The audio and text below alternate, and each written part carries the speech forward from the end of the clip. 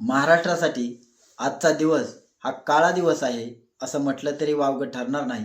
कारण उपमुख्यमंत्री आपल्या महाराष्ट्र राज्याचे उपमुख्यमंत्री माननीय अजितदादा पवार हे बारामती येथे प्रचार दौऱ्यासाठी येत असताना त्यांचं अतिशय दुःखद असं विमान अपघातामध्ये निधन झालं.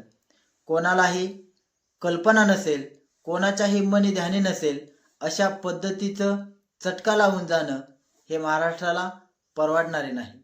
एवढ्या भल्या सकाळी पहाटे 5ला 4ला लोकांच्या समाजसेवेसाठी उठणारा नेता, झटणारा नेता अशा पद्धतीनं लोकांच्या मधून निघून जाणं हे कोणालाही पटणारं नाही, कोणालाही रुचणारं नाही.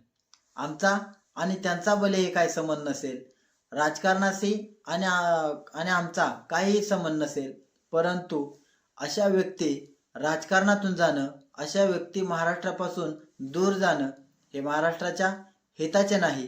त्याच्यामुळे अशा या नेत्याला आमच्या मराठी दरबार या यूट्यूब चॅनलकडून भावपूर्ण श्रद्धांजली.